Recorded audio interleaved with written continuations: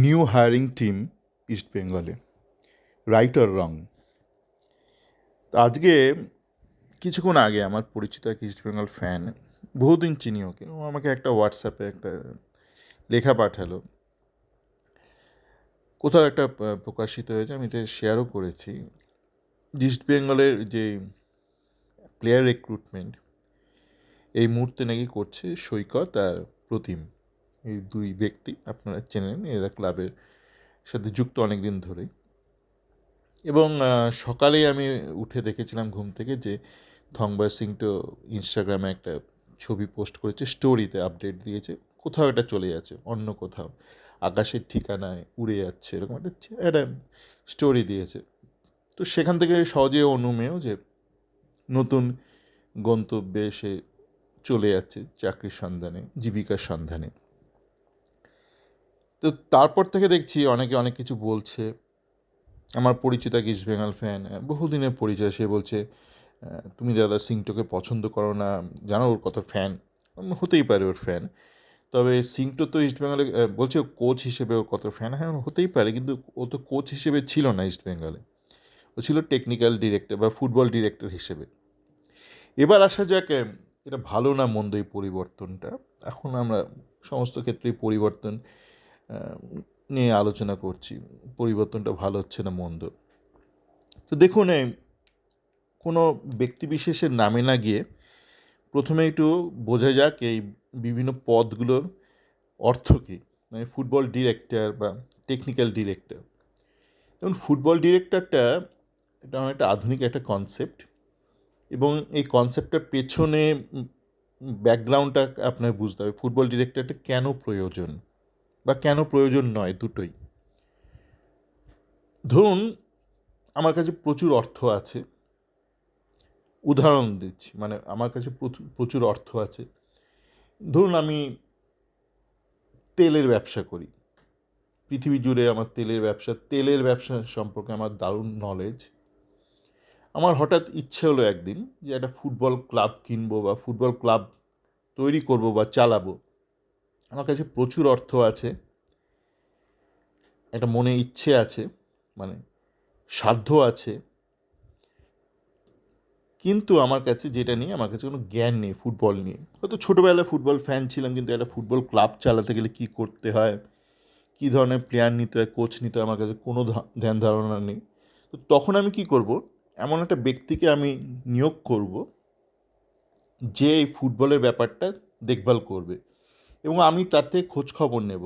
আমি তো কোম্পানির মালিক, আমি টাকা দিচ্ছি, সে ফুটবলের ব্যাপারটা দেখবে এবং সে তারপর কোচ নিয়োগ করবে, এই সেই করবে। এটা হচ্ছে মোটামুটি ফুটবল ডিরেক্টর বা স্পোর্টস ডিরেক্টর।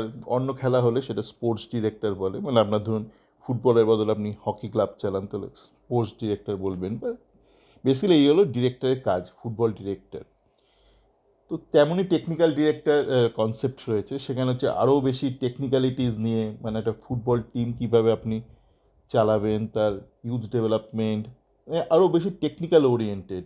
মানে ফুটবল ডিরেক্টরের একটা ওভারঅল একটা ব্যাপার থাকে, এবার টেকনিক্যাল ডিরেক্টর আরও ভেরি স্পেসিফিক হয়ে যাচ্ছে, যে ফুটবল রিলেটেড আরও বেশি, ধরুন স্কাউটিং কী করে করা হবে, কোথায় করা হবে, কীভাবে করা হবে, আরও ডিটেলসে চলে যাচ্ছে টেকনিক্যাল ডিরেক্টর রোলটা। তো ইস্টবেঙ্গলের ক্ষেত্রে, ইস্টবেঙ্গল ক্লাবের যারা কর্মকর্তা আছে, তারা ভালো হোক মন্দ হোক, তারা অতীতে অনেক উল্টোপাল্টা কাজকর্ম করেছে, সেটা আমি বারংবার আলোচনা করেছি, আমার চ্যাট ফোরামে বহুবার আলোচনা করেছি, ছোট ছোট অডিও তৈরি করেছি। তো তাদের ভুলের কোনো অন্ত নেই, অনেক ভুল করেছে তারা অতীতে, আগামী দিনেও তারা করবে, এটা নিয়ে অস্বাভাবিক কিছু নেই। এবং কতটা কম ভুল করে সেটাই কথা, কিন্তু তাদের একটা নলেজ আছে।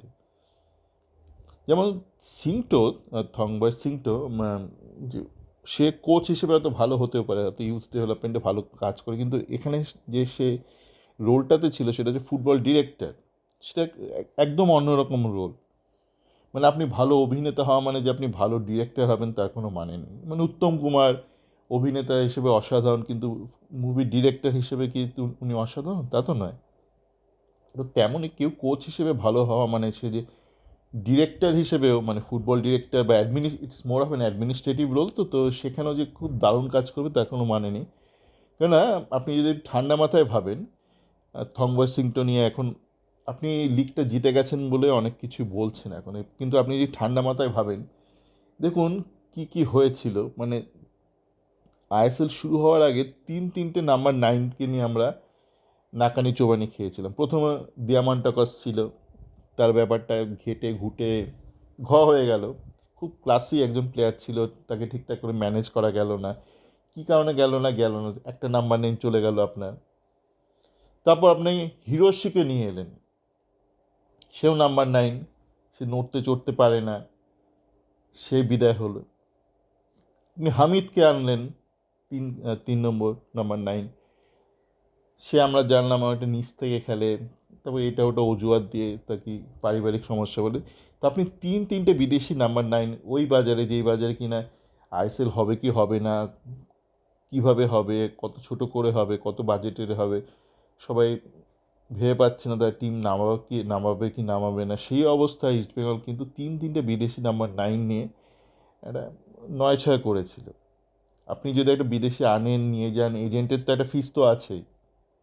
আপনি যতই তার সাথে কন্ট্রাক্ট করুন, এই করুন, কন্ট্রাক্ট টার্মিনেট করুন, একটা ইনিশিয়াল তো একটা থোক টাকা তো এজেন্ট নেবেই প্লেয়ার হায়ারিংয়ের সময়। তো আপনি যতবার চেঞ্জ করবেন ততবার আপনার এজেন্ট টাকা নেবে। তো এই অপচয়টা এক প্রকার তো অপচয় at the end of the day. আপনি এই দিনের শেষে যাই বলুন, আপনি আইএসএল জিতলেন, এই করলেন সেই করলেন, কিন্তু তার আগে আপনি তিনটে বিদেশি নাম্বার নাইন নিয়ে 9-6 করলেন। তো সেখানে কিন্তু মানে তার মানে কি বিশাল কিছু সাফল্য নেই মানে বিদেশি চয়নের ব্যাপারে। তারপর আপনি দেশেই ব্যাপারে আসুন, আপনি বিপিন সিং তো খুব ভালো সার্ভিস দিয়েছে, খুব ভালো কথা, কিন্তু বিপিন সিং কিন্তু ফ্রি এজেন্ট ছিল এই মরশুমে। মানে একটু প্রতিষ্ঠিত ভারতীয় উইঙ্গার যারা ছিল অ্যাভেলেবেল মার্কেট, যারা ফ্রি ছিল তার মধ্যে বিপিন সিংই ছিল।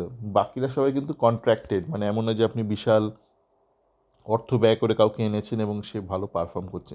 সে ছিল ফ্রি এজেন্ট, কোনো ভালো টেকার ছিল না, তো আপনি পেয়ে গেছেন তাকে। সে এবং ঘটনাচক্রে সে ভালো সার্ভিস দিয়েছে।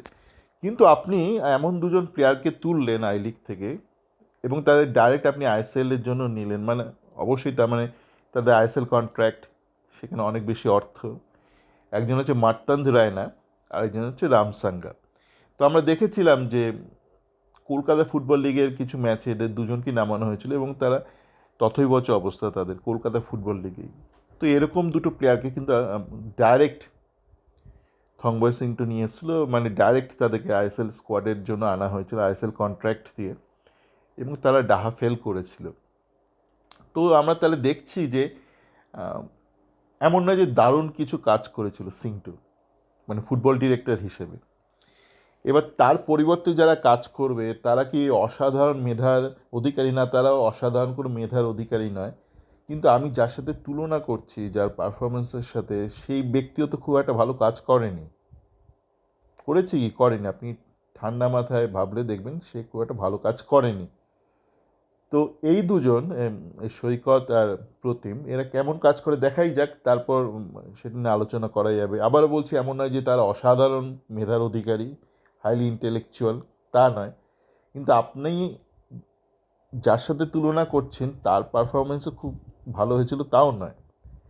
সুতরাং ব্যাপারটা দেখা যাক। আর এই মানে এখন যেই বিশ্ববাজার যেরকম চলছে, কালকেই দেখলাম বড়িয়া কান্নাকাটি করছে, যে বলছে বড়িয়া সাহায্য না করলে দুলাল যেতে পারতো না ইউএসএতে ওয়ার্ল্ড কাপ কভার করতে, কেননা টাকার মূল্য এত ডিভ্যালুড হয়ে যাচ্ছে, 120 না কত হয়ে গেছে। বলছে প্ল্যানিং করতে পারছে না এই মিডিয়া যারা বিদেশে যাবে, মানে টাকার ভ্যালু এত পড়ে যাচ্ছে, বিশাল তাদের ব্যয় বেড়ে যাচ্ছে, বাজেট ইনিশিয়াল একটা রকম ভাবছে, তারপর আর পরিকল্পনা করতে পারছে না। তো সেই পরিস্থিতিতে মানে প্রত্যেকটা অর্থের মানে টাকার কিন্তু একটা মূল্য আছে। তো যেখানে যেখানে দরকার সেখানে সেখানে ব্যয় করুক, কিন্তু মানে যেখানে আপনি মানে এবার ইমামি কেন রেখেছিল সিংটুকে, তার ইমামির তো একই ব্যাপার না, ইমামির তো ফুটবলে খুব একটা অভিজ্ঞতা নেই। মানে বিভাস চালাচ্ছিল ধরুন ম্যানেজমেন্টটা বা অপারেশনস, কিন্তু বিভাসে তো ফুটবলে অভিজ্ঞতা নেই, তো তার একজন সেক্ষেত্রে দরকার ছিল একজন ফুটবল ডিরেক্টরের। কিন্তু ইস্টবেঙ্গল ক্লাব তো এই মুহূর্তে চালাচ্ছে মানে অ্যাডমিনিস্ট্রেশনটা, তো সেক্ষেত্রে ইস্টবেঙ্গল ক্লাবের দরকার নেই, মানে এই ব্যাপারটা ম্যানেজারিয়াল ব্যাপারটা।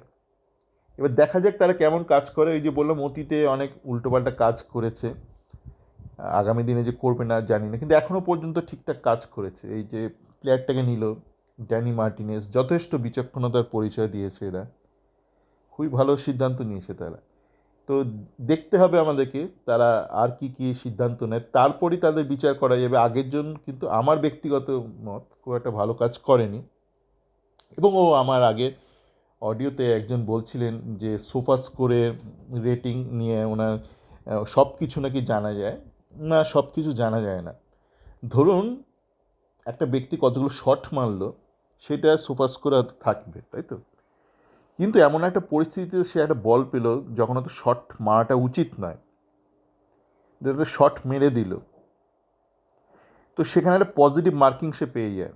কারণ শট মারলো, শটটা তো বাঁচিয়ে দিল গোলকিপার, কিন্তু সেটা তো খুব একটা ভালো সিদ্ধান্ত নয়, একটা ব্যাড ডিসিশন। সেখানে তো একটা পাস দিয়ে দিলে অনেক বেশি গোল হওয়ার সম্ভাবনা থাকতো। কিন্তু এই ব্যক্তি একটা শট মারলো, শটটা গোলকিপার সেভ করলো, এখানে এই অ্যাক্টটাকে কিন্তু হাইলাইট করা হবে, গ্লোরিফাই করা হবে অ্যাজ এ পজিটিভ অ্যাক্ট। সে যে একটা পাস দিল না, একটা গোলের সুযোগ নষ্ট করলো পাসটা না দিয়ে, সেই ব্যাপারটা কিন্তু কোনো রেটিং সিস্টেম ক্যাপচার করে না।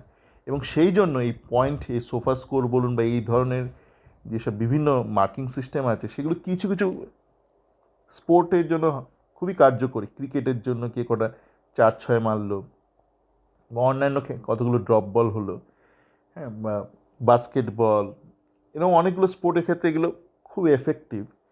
কিন্তু ফুটবলের ক্ষেত্রে এখনও পর্যন্ত অনেক টেকনিক্যাল ডিফেক্ট রয়েছে এই রেটিং সিস্টেমটাতে, বা সমস্ত রেটিং সিস্টেমই, মানে আলাদা করে একটা জাস্ট উদাহরণ দিলাম, তো এখন এটা অনেকেই ব্যবহার করে তর্কের খাতিরে বা তর্কের সময়। কিন্তু মানে এটা প্রায় সমস্ত রেটিং সিস্টেমের একটা প্রবলেম, যে আপনি কতগুলো অপরচুনিটি লস করলেন সেটা সবসময় ঠিকঠাকভাবে ক্যাপচার করা হয় না। মেট্রিক্সটাতে একটা সমস্যা আছে, এর বেসিক ফিলোসফিটাতে একটা প্রবলেম আছে। যাকে সকলে ভালো থাকবে।